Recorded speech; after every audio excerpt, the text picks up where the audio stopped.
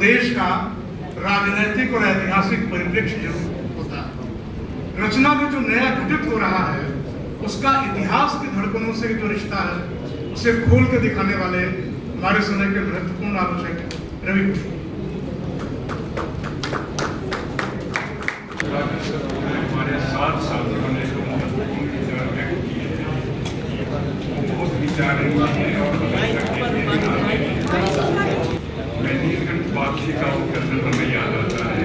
चल रहे हैं, पूरा ब्रह्मांड चल रहा है 1974।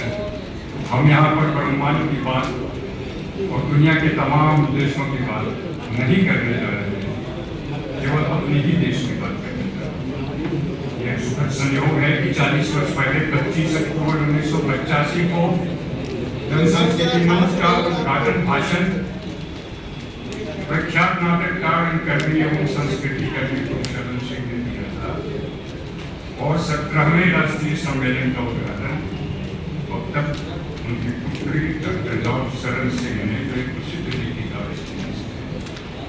उन्होंने जश्न के सभी साथियों को ही नहीं, सभी संस्कृति कर्मियों को शरण सिंह ने अपने उद्घाटन भाषण में संस्कृति कर्मियों की चेतना के जिन 4 स्तरों की बात करी थी वो अत्यंत आवश्यक है आज की तारीख में, उस समय से कहीं अधिक महत्वपूर्ण है।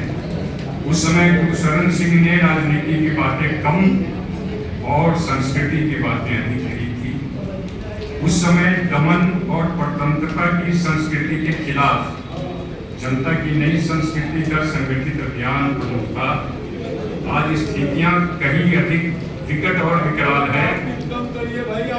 परिवार ने सर्वत्र अपनी विभाजनकारी संस्कृति फैलाई है।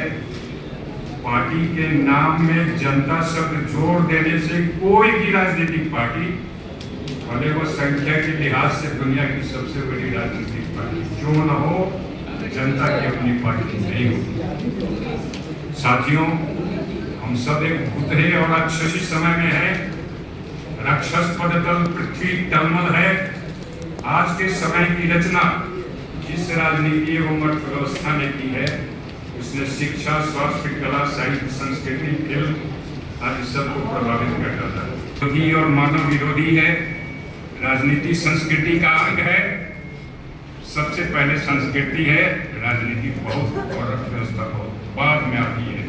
सत्ता में सरकार ने अपने सारे मुखौटे उतार दिए हैं और अब वो अपने सबसे अधिक वहशी रूप में है। यह सिलसिला मुख्य रूप से 1989 से नई अर्थव्यवस्था से उदारीकरण, निजीकरण और मंडीकरण से आरंभ होता है। इस नई अर्थव्यवस्था वैश्विक अर्थव्यवस्था का संप्रदायवाद और फासीवाद से घनिष्ठ है। 1991 में नई अर्थव्यवस्था लागू की गई और अगले ही वर्ष 1992 में बाबरी मस्जिद ध्वंस हुआ।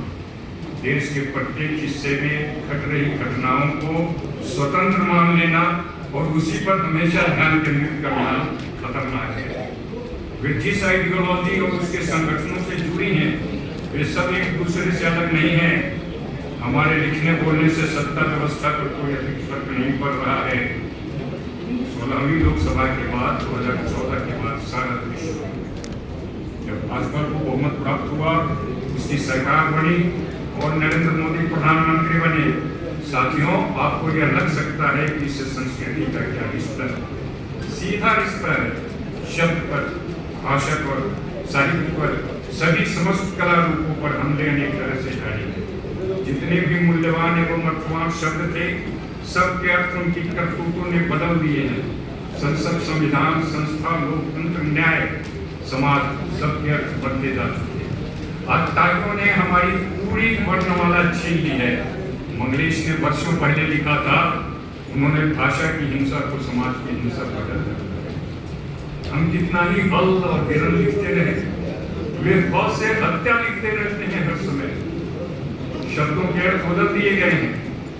न्यायपालिका से जुड़ा शब्द है और बुलडोजर न्याय कहा जा रहा है। स्कूल, कॉलेज, यूनिवर्सिटी सबके पाठ्यक्रम पुस्तकें बदल दी गई। कुलपतियों की, किसी भी विश्वविद्यालय का कुलपति क्यों न हो, उसकी नियुक्तियां जैसी हुई हैं, प्राध्यापकों की जैसी बहालियां हुई हैं, उनमें योग्यता एक से क्या है। सब जगह इसके अपने पटवारी और कारिंदे बैठा लिए गए। नए युग में शत्रु नए रूपों में है। भारत में लोकतांत्रिक फांसीवाद है, सांप्रदायिक फांसीवाद है, हिंदुत्व का कोई फांसीवाद है, लोकतांत्रिक आवरण के भीतर क्षण फांसीवाद। कवियों, लेखकों, संस्कृति कर्मियों, बौद्धिकों, कलाकारों को अभिव्यक्ति की स्वतंत्रता का जो हमें संविधान प्रदत्त है, छीन लिया जा रहा है। संसद में विपक्षी दलों के नेताओं को बोलने से रोका जाता है और बाहर हम सबको। साथियों, यह विस्तार में जाने का समय नहीं, पर स्वाधीन भारत में कभी विभाजनकारी शक्तियां इतनी प्रमुख नहीं थी। वह प्रमुख रूप से 2014 से आरंभ हुई है, जब भाजपा को बहुमत मिला। भाजपा आरएसएस की राजनीतिक शाखा है। इसकी विचारधारा आरएसएस की विचारधारा है। यह विचारधारा हिंदू राष्ट्र की है। आरएसएस अपना संविधान बना रहा है। 1948 से ही उसने भारतीय संविधान का विरोध किया है। आरएसएस को दुनिया का सबसे पुराना फासिस्ट संगठन कहा जाता है।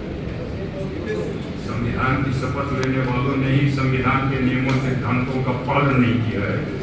2-2.5 वर्ष पहले भाकपा माले ने अपने 6 दिवसीय 11वें पार्टी अधिवेशन फरवरी 2023 पटना में फांसीवाद मिटाओ लोकतंत्र बचाओ का आह्वान किया।